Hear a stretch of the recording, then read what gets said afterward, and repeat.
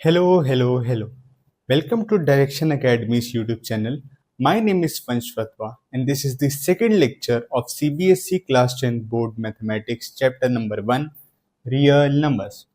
तो लास्ट की वीडियो में हमने डिस्कस किया था कि natural numbers, whole numbers, integers, rational, irrational और फाइनली रियल नंबर्स होते क्या हैं।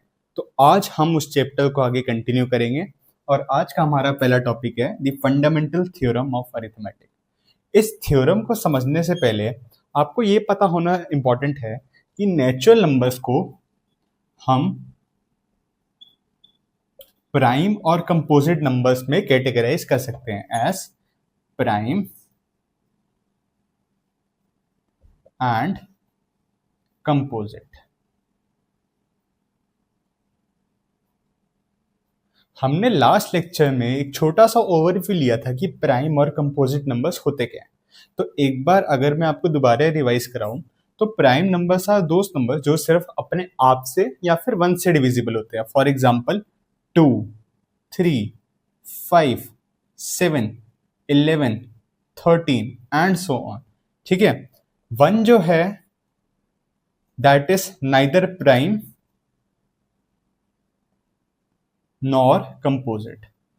1 ना प्राइम है ना कंपोजिट है। हमारे पास सबसे छोटा प्राइम नंबर है 2, that is only divisible by 2 itself and 1। इसी तरह से 3, 5, 7, 11, 13। ठीक है, अब आते हैं हम कंपोजिट नंबर्स पे। Composite numbers as the name suggest, compose मतलब they are composed of 2 or more numbers as product। अब कंपोज होने का मतलब क्या है? कंपोज का मतलब है that they can be expressed as a product of numbers। Composite numbers को हम एक्सप्रेस कर सकते हैं as product of different numbers.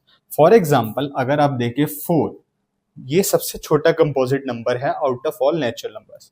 तो 4 को हम कैसे रिप्रेजेंट कर सकते हैं? एज 2 into 2 और that is 2 square. So 4 is a composite number. अगर मैं 4 को 2 into 2 से डिनोट कर सकता हूं, इसका मतलब है कि 4 जो है वो 2 से डिविजिबल है। ठीक है, so it can not be a prime number, so 4 is a composite number. Similarly अगर मैं 6 को देखूं तो 6 can be written as 2 into 3। ठीक है, जहां 2 और 3 डिस्टिंक्ट नंबर्स का प्रोडक्ट इज इक्वल टू 6। मतलब 6 जो है 2 और 3 दोनों से डिविजिबल है, अलॉन्ग विद 6 खुद से भी डिविजिबल है एंड 1 से भी डिविजिबल है। अब आते हैं हम अपने मेन कंसेप्ट पे, that is the fundamental theorem of arithmetic. ये थ्योरम कहती है कि the composite numbers are expressed, each composite number can be expressed as a product of prime numbers. आप कोई भी कंपोजिट नंबर उठा के देख लो, आप उसे डिवाइड कर सकते हो, फर्दर एक्सप्रेस कर सकते हो as product of prime numbers. और ये जो प्रोडक्ट है, ये जो एक्सप्रेशन है, ये हर कंपोजिट नंबर के लिए यूनिक होगा। क्या होगा? यूनिक होगा। अब यूनिक कैसे होगा?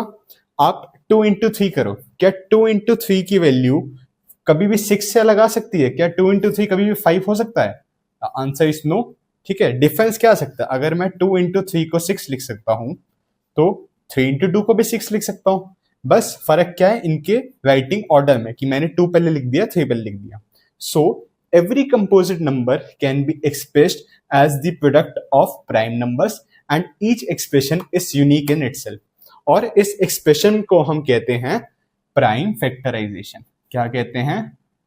Prime factorization. आप बड़े से बड़ा कंपोजिट नंबर उठा के देख लो, आप उसे फैक्टराइज कर सकते हो, एक्सप्रेस कर सकते हो as a product of prime numbers. तो चलिए देखते हैं कैसे।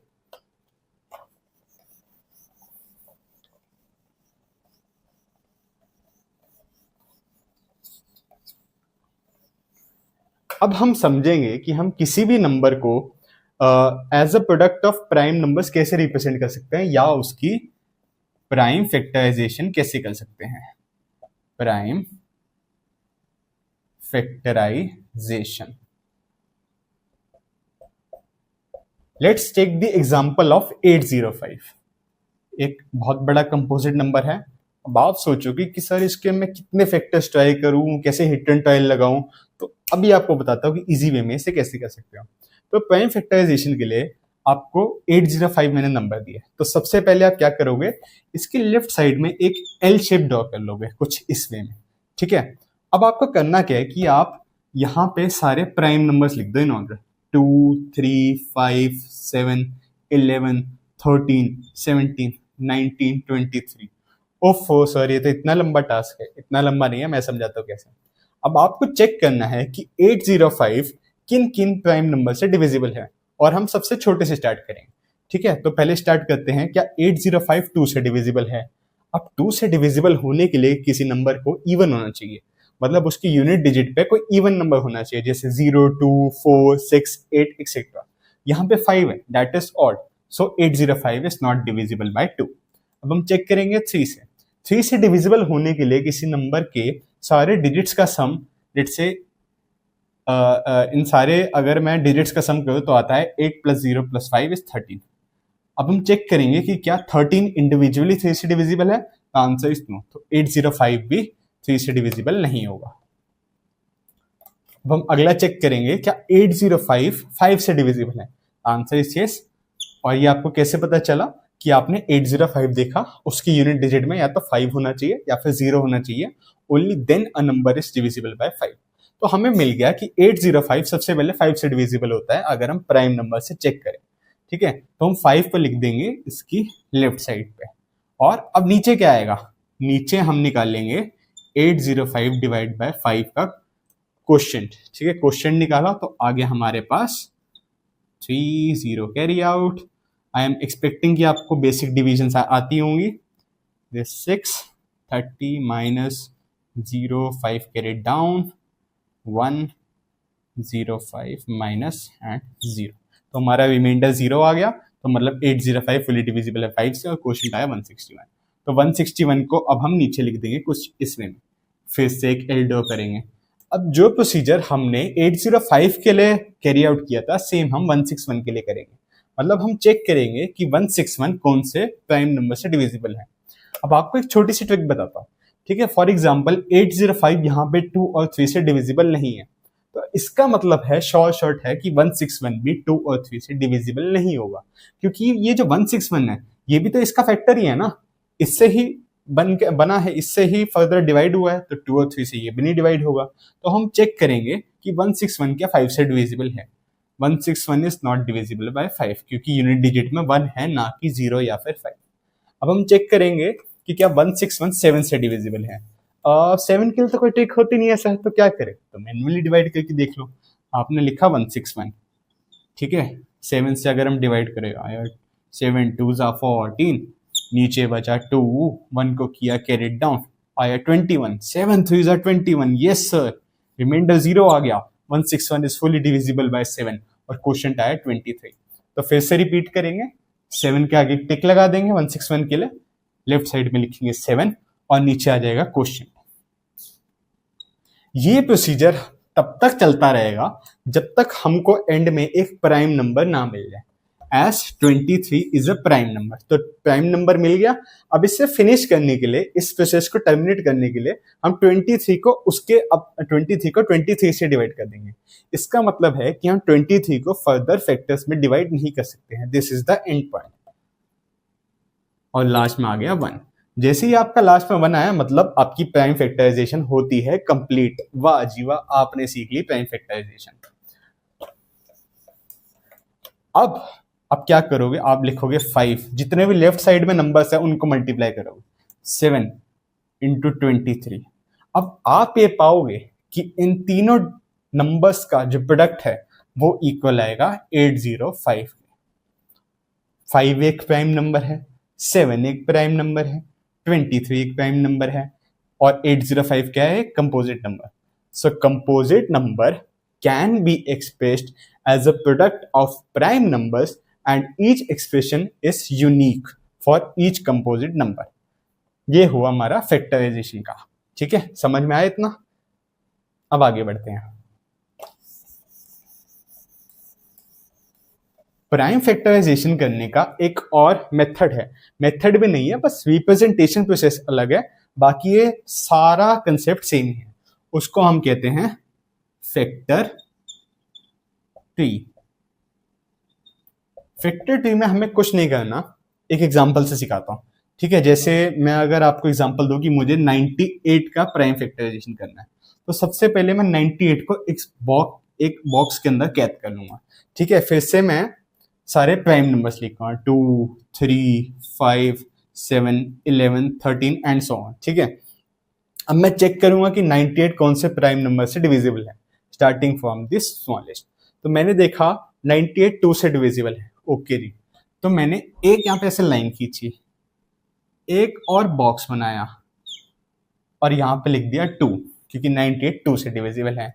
और राइट साइड पे जो 98 को डिवाइड करके मेरे पास क्वेश्चन बचा, दैट इज 49, क्योंकि 98 डिवाइड बाय 2 इज 49, उसको मैंने राइट साइड पे लिख दिया, यहाँ पे लगा दिया मैंने टिक। अब मैं फर्दर 49 को डिवाइड करूंगा इनटू इट्स फैक्टर्स। ठीक है, स्टार्ट करेंगे। क्या 49 2 से डिविजिबल है? Answer is no. क्या 49 3 से डिविजिबल है? Answer is no. क्या 49 5 से डिविजिबल है? Answer is no. क्या 49 7 से डिविजिबल है? Yes, 49 is divisible by 7। तो 49 को ऐसे लाइन खींच के एक बॉक्स बना के लिख देंगे लेफ्ट साइड में 7, और 49 डिवाइड बाय 7 का क्वेश्चन आया फर्दर राइट साइड में 7। ठीक है, अब यहाँ पे जितने भी प्राइम नंबर्स है जिसको हम आगे फैक्टराइज नहीं कर सकते हैं, हम उनका प्रोडक्ट लेंगे। आया 7 इंटू 7 इंटू 2, सारे प्राइम फैक्टर्स यहाँ पे कवर हो गए। अब जब आप इनका प्रोडक्ट लोगे, इनका मल्टीप्लाई करोगे, तो आएगा आपके पास 49 into 2, that is 98 itself. So 98 as a composite number can be expressed as the product of 7 into 7 into 2 or 7 square into 2. ये होगी आपकी प्राइम फैक्टराइजेशन, और यहाँ पे आपका फंडामेंटल थ्योरम ऑफ अरिथमेटिक का टॉपिक होता है खत्म। ठीक है, इसमें कुछ डाउट हो तो आप कमेंट सेक्शन में पूछ सकते हो, नोट्स आपको डिस्क्रिप्शन में मिल जाएंगे। एक बार एनसीईआरटी के क्वेश्चन भी साथ साथ हम वैसे अगली वीडियो में कवर करेंगे, इसलिए आपको कुछ भी डाउट हो तो आप मुझसे पूछ सकते हो। अब आगे बढ़े। Okay,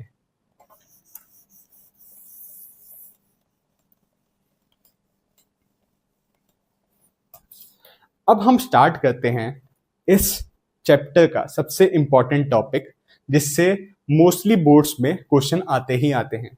that is the topic of HCF and LCM। ठीक है, अब सबसे पहली बात तो HCF और LCM हम एक टर्म निकालते हैं बिटवीन 2 नंबर्स और 3 नंबर्स और मोर। ये किसी एक नंबर का नहीं निकाला जाता, it is the common factor और मल्टीपल ऑफ 2 नंबर्स और 3 नंबर्स। तो पहले स्टार्ट करते हैं HCF से। HCF की फुल फॉर्म होती है हाईएस्ट कॉमन फैक्टर। इसको जरा डिकोड करना स्टार्ट करते हैं कि ये हमसे कहना क्या चाहता है जब हमने इसकी फुल फॉर्म की। तो factor is a smaller number which divides A greater number. ठीक है, सर कुछ समझ भी नहीं आया। जैसे मैं आपको कहूं कि आप 12 को कैसे लिख सकते हो, आप लिख सकते हो 3 into 4। इसका मतलब क्या है कि 12 जो है वो 3 से भी डिवाइड होता है और 12 4 से भी डिवाइड हो सकता है। सो 3 and 4 आर फैक्टर्स ऑफ 12। क्या इतनी बात समझ में आई? ठीक है, कि 3 और 4 हमारे पास फैक्टर्स हो गए 12 के। अब कॉमन का आपको मतलब पता ही है कि जो 2 नंबर्स या 3 नंबर में कॉमन हो, बीच के एलिमेंट्स हो। हाईएस्ट मतलब सबसे बड़ा। अब इसको समझते हैं कैसे। अगर आपको निकालना हो HCF ऑफ 2 नंबर्स, हम कोई भी नंबर्स ले सकते हैं A, B। इसको इस तरह से रिप्रेजेंट करते हैं HCF bracket start A, that is any constant natural number, comma B that is any constant natural number bracket close. ठीक है, इसी दो नंबर का एचसीएफ निकालने के लिए सबसे पहले हम उन दो नंबर्स की हम प्राइम फैक्टराइजेशन करते हैं। आइए इसे एक एग्जांपल की मदद से समझते हैं। फॉर एग्जांपल मुझे एचसीएफ निकालना हो ऑफ 12 एंड 45। ठीक है जी, तो सबसे पहले मैं क्या करूंगा, दोनों नंबर्स की प्राइम फैक्टराइजेशन लिख दूंगा। तो 12 को मैं कैसे रिप्रेजेंट कर सकता हूं, एज 2 इंटू 2 इंटू 3। ठीक है, और 45 को मैं कैसे लिख सकता हूं, एज 5 इंटू 3 इंटू 3।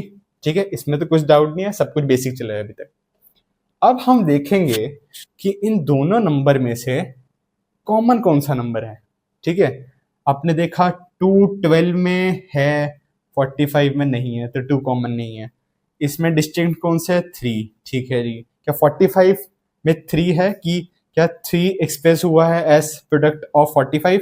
यस, एक 3 यहाँ पे कॉमन है, दूसरा 3 भी कॉमन है। तो मैं क्या करता हूँ, इनके कॉमन फैक्टर्स लिख देता हूँ। तो मेरा एचसीएफ ऑफ 12, 45 आया 9। क्या ये सही है, क्योंकि मैंने लिखा 3 इंटू 3। क्या ये सही है, आंसर इज नो। ध्यान से देखो, ऊपर क्या कॉमन है, 3⁻1। यहां पे क्या है, 3⁻2 इंटू 5। कॉमन क्या है, ओनली 3⁻1। तो एचसीएफ क्या आएगा दोनों नंबर्स का, ओनली 3। ठीक है, मतलब दोनों नंबर्स में जितने भी कॉमन एलिमेंट्स हैं उनको हम एस डिनोट करेंगे एचसीएफ। उनका प्रोडक्ट लेके क्या लिखेंगे, एचसीएफ। एक और एग्जांपल से इसे अच्छे से समझते हैं। अब मैंने अगर आपको कहा कि मुझे निकालना है एचसीएफ ऑफ 18 एंड 45, आप कहोगे सेम पिछली की तरह ही तो है, सेम 3 आएगा। 18 को मैं लिख सकता हूं एज 2 इंटू 3 स्क्वायर। ठीक है, 45 को मैं लिख सकता हूं एज 5 इंटू 3 स्क्वायर। ठीक है जी, अब आप इसमें से कॉमन निकालोगे तो एचसीएफ आएगा आपका 3 स्क्वायर, क्योंकि दोनों 3 इस बार कॉमन है, तो आया 3 स्क्वायर इक्वल टू 9। तो 9 आ गया आपका हाईएस्ट कॉमन फैक्टर। अब आप एक चीज नोट करोगे कि जैसे 18 है और 45 है, 18 को 3 भी डिवाइड करता है, 18 को 9 भी डिवाइड करता है, तो दोनों इसके फैक्टर हुए। 45 को 3 भी डिवाइड करता है, 45 को 9 भी डिवाइड करता है। I am talking about the common factor. हमने पहले फैक्टर समझा, फिर समझा कि जो कॉमन होता है उसे यहाँ पे लिख देंगे। अब हाईएस्ट का मतलब समझते हैं। अब देखो 3 भी 18 को डिवाइड करता है, 9 भी 18 को डिवाइड करता है, 3 45 को भी डिवाइड करता है, 9 45 को भी डिवाइड करता है। तो 18 और 45 के 3 और 9 दोनों ही कॉमन फैक्टर्स हैं, लेकिन हमें निकालना है हाईएस्ट कॉमन फैक्टर, क्योंकि कॉमन फैक्टर कितने भी हो सकते हैं। ठीक है, कोई मैं अगर इससे भी बड़ा नंबर ले लूं तो उसके बहुत सारे कॉमन फैक्टर्स हो सकते हैं, n नंबर। तो हमें सिर्फ यहाँ पे हाईएस्ट कॉमन फैक्टर कंसीडर करना है। जो फैक्टर्स में, कॉमन फैक्टर्स में सबसे बड़ा हो उसको हम कंसीडर करेंगे। So this is the concept of highest common factor HCF between two numbers.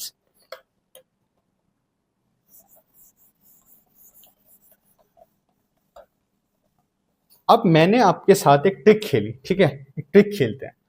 मैंने आपको बोला कि आप HCF निकालो ऑफ 4 एंड 9। ठीक है, अब आप बिल्कुल कंफ्यूज हो गए, क्योंकि 4 को आप कैसे लिख सकते हो, एज 2 स्क्वायर, और 9 को आप कैसे लिख सकते हो, एज 3 स्क्वायर। आप कहोगे कि सर इसमें तो कुछ कॉमन फैक्टर ही नहीं है, और एचसीएफ का तो नाम ही हाईएस्ट कॉमन फैक्टर, हाईएस्ट हो रहा है, यहाँ तक कुछ कॉमन फैक्टर ही नहीं है, तो मैं इसका आंसर क्या लिखूं? ये पक्का ना क्वेश्चन ही गलत होगा, सर आपने हमें फंसाने के लिए गलत क्वेश्चन दिया है। अरे मेरे मासूम बच्चों, थोड़ा सा ध्यान लगाओ। ठीक है, अगर मैं किसी भी नंबर को 1 से मल्टीप्लाई कर दूं, क्या इसके रिजल्ट में कुछ चेंज आएगा? क्या 4 इंटू 1 4 नहीं होता? क्या 9 इंटू 1 9 नहीं होता? तो मैं इनके फैक्टर्स में 1 लिख सकता हूं। अब ध्यान से देखो, यहाँ पे कॉमन फैक्टर क्या है, 1। दोनों में कॉमन फैक्टर क्या है, 1। तो इनका एचसीएफ क्या आया, 1। और यही कंसेप्ट है को प्राइम नंबर्स का। ऐसे नंबर्स जिनका एचसीएफ क्या इस किसके इक्वल होता है, 1 के। ऐसे नंबर्स जिनका HCF is equal to 1 and they do not have any common factors between them, जैसे 4 एंड 9। इनका HCF क्या आया 1। क्या इनके बीच कोई कॉमन फैक्टर्स है? The answer is no. ठीक है जी, यहां तक सब क्लियर है, HCF पूरा क्लियर हो गया हमें। अब हम समझते हैं LCM के बारे में।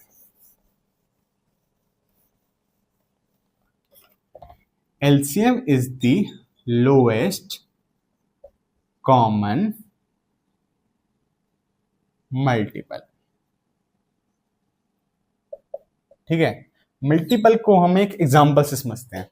मैंने आपको दिया 9, अब बताओ इसके मल्टीपल्स क्या है। ठीक है, मल्टीपल्स क्या होते हैं? 9 1 जा 9, 9 2 जा 18, 9 3 जा 27, 9 4 जा 36। तो 9 18 27 36 ये सब क्या है? 9 के मल्टीपल्स हैं। ठीक है जी, मल्टीपल्स कौन से नंबर्स होते हैं कि मैं 9 में ऐसा क्या मल्टीप्लाई करूं कि मुझे उसके मल्टीपल्स मिल जाए। ठीक है, सो 9 के मल्टीपल्स हैं 9 18 27 36 and so on. Common again बीच का और लोएस्ट का भी कहानी समझते हैं। अब अगर हमें किसी दो नंबर्स के बीच का एलसीएम निकालना हो तो समझते हैं कि हम कैसे निकालेंगे। मैंने आपको दिया कि मुझे एलसीएम निकालना है ऑफ 12 एंड 45। सर जी फिर से वही एग्जांपल दे दिया, मेहनत कम करना चाहते हो आप। ठीक है, तो आपको अच्छे से समझ में आए इसलिए हम कॉमन एग्जांपल ले रहे हैं ताकि एचसीएफ और एलसीएम के बीच में डिफरेंस अच्छे से क्लियर हो। तो स्टेप 1 इज सेम कि हम दोनों नंबर्स की प्राइम फैक्टराइजेशन करेंगे। 12 को हम कैसे लिख सकते हैं? As 2 square into 3। हम 45 को कैसे लिख सकते हैं? As 5 into 3 square. अब एलसीएम में हमको क्या करना है? एचसीएम में हमने सिर्फ कॉमन एलिमेंट्स दिए थे, अब एलसीएम में हम कॉमन एलिमेंट छोड़ के बाकी सब ले लेंगे। मतलब कॉमन एलिमेंट को सिर्फ एक ही बार कंसीडर करेंगे, बाकी सारे एलिमेंट को लिख देंगे। तो एलसीएम लिख देंगे, जितने भी डिस्टिंक्ट एलिमेंट्स हैं देयर हाईएस्ट पावर को हम कंसीडर करेंगे। जैसे 12 को हम लिख सकते हैं 2 स्क्वायर इंटू 3, तो मैंने 2 स्क्वायर उठा लिया। ठीक है, ये इसमें कॉमन नहीं है तो कोई दिक्कत नहीं है। साथ में मैंने ले लिया 5 45 में से। अब मेरे पास डाउट है कि सर मैं यहाँ 3 लूं या 3 स्क्वायर लूं, तो इस डाउट को थोड़ा क्लियर करते हैं। ठीक है, इसको मैंने लिख दिया 3 इंटू 3। कॉमन क्या है? एक 3 यहाँ पे कॉमन है। ठीक है, ये तो सेपरेट ही है, अलग ही एंटिटी है। कॉमन क्या? सिर्फ 3/1 है। अगर मैंने 3/1 को यहाँ पे कंसीडर कर लिया तो मैं अगली बार नहीं लिख सकता हूं। अगर मैंने यहाँ पे 3 लिख दिया तो मैं दूसरे नंबर के कॉमन को यहाँ पे नहीं लिख सकता हूं। ठीक है, जो एलिमेंट कॉमन है उसको मैं सिर्फ एक ही बार एलसीएम में लिखूंगा। कॉमन एलिमेंट को सिर्फ हम एक ही बार एलसीएम में लिखते हैं। ठीक है, ये 3 अलग है, इसका कॉमन से कोई लेना देना नहीं है, तो मैं डायरेक्टली इसको लिख दूंगा। तो हम इजियर वे में एलसीएम में दोनों केसेस में जो कॉमन प्राइम नंबर्स है उनकी हाईएस्ट एक्सपोनेंशियल पावर को कंसीडर करते हैं। जैसे कि 12 को हमने लिखा था 2 स्क्वायर इंटू 3/1 और 45 को हमने लिखा था 5 इंटू 3 स्क्वायर। इसमें से एक्सपोनेंशियल पावर किसकी बड़ी है? Obviously 3/2 is greater then 3/1। तो हम सीधा 3/2 को यहाँ पे एलसीएम में लिख देंगे, क्योंकि 3/1 ऑलरेडी इसके अंदर आ चुका है, कॉमन में आ चुका है। ठीक है, तो हमारा एलसीएम आया इक्वल टू 4 इंटू 5 इंटू 9, तो आंसर आया 180। 180 is the lowest common multiple of 12 and 45। अब आप एक बात बताओ। ठीक है, 180 मैंने लिख दिया, 12 और 45 के और कॉमन मल्टीपल कौन कौन से हो सकते हैं? मतलब 180 के मल्टीपल 360 एक कॉमन मल्टीपल है 12 और 45 का। सिमिलरली 540 कॉमन मल्टीपल है, 720 कॉमन मल्टीपल है एंड सो ऑन। ठीक है, ये बात आप मानते हो, एग्री करते हो, लेकिन हम सारे तो कंसीडर नहीं कर सकते ना। तो एलसीएम हमें क्या कहता है कि आप कॉमन मल्टीपल्स में से सबसे छोटा मल्टीपल उठा लो और उसे कंसीडर कर लो। सो लोएस्ट कॉमन मल्टीपल ये कहता है। ओके जी, इतनी बात हमें समझ में आ गई।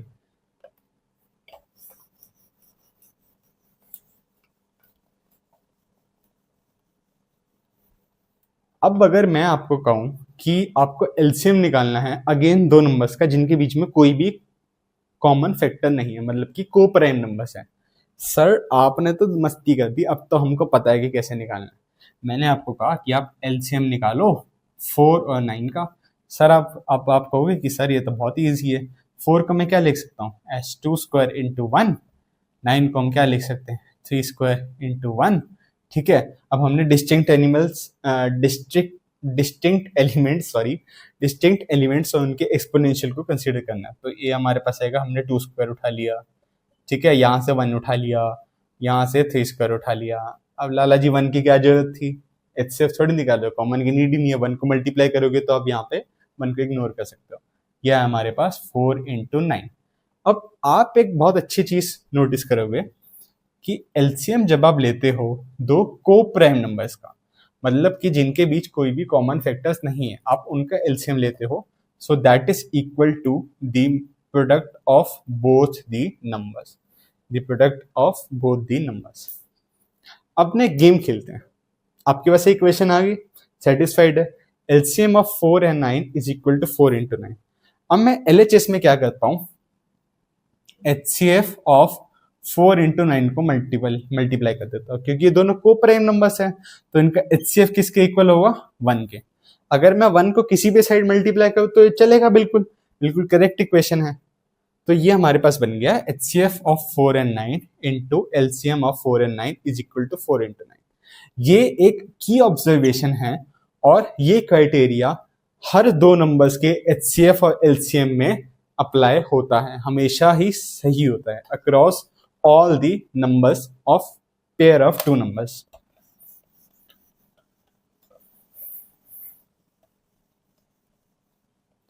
जैसे कि अगर मैं आपको कहूं कि आपको एलसीएम निकालना है ऑफ 16 एंड 28, ठीक है, और सिमिलरली एचसीएफ भी निकालना है 16 एंड 28, तो हम वेरीफाई करेंगे क्या इनका मल्टीपल इन दोनों नंबर्स के मल्टीपल के इक्वल है, नहीं। तो आप कहोगे कि 16 को हम कैसे लिख सकते हैं एस 2 रेज टू पावर 4, और 28 को कैसे लिख सकते हो एस 2 स्क्वायर इंटू 7, कोई शक 4 इंटू 7 2 रेज टू पावर 4। तो इसका एलसीएम क्या आया, ठीक है, 2 यहाँ पे कॉमन है तो हम बड़ी वाली पावर को ले लेंगे, exponential power, 2 raise to power 4 is greater than 2 raise to power 2, तो आ गया 2 raise to power 4 into 7 distinct element. और एचसीएफ क्या आया 2 रेज टू पावर 2 यहाँ पे है, 2 रेज टू पावर 4 यहाँ पे है, छोटी पावर हम लेंगे क्योंकि यही तो कॉमन है एक्चुअल में, ये 2 स्क्वायर ही तो कॉमन है, ये क्या है 2 स्क्वायर इंटू 2 स्क्वायर, इसमें से कॉमन क्या दोनों में ओनली 2 स्क्वायर, तो हमारे पास कॉमन आ जाएगा 2 स्क्वायर। ठीक है, अगर आप इनको मल्टीप्लाई करके एक साथ लिखोगे, अगर आप इनको मल्टीप्लाई करो तो आपके पास आ जाता है 2 raise to power 4 into 7 into 2 square. 2 raise to power 4 क्या है 16, 7 इंटू 2 स्क्वायर क्या है 28, दो नंबर्स क्या आते हैं 16 28, क्या इसके मल्टीपल के इक्वल आया नहीं आया, देखा जादू, मजा आया। ठीक है, यहाँ तक सब समझ में आया, सब क्लियर है। कुछ भी डाउट हो और अपना फीडबैक प्लीज कमेंट सेक्शन में जरूर देना कि क्या मैं इम्प्रूव कर सकता हूँ। एंड आज की वीडियो के लिए बस इतना ही, मिलते हैं अगले लेक्चर में। Thank you.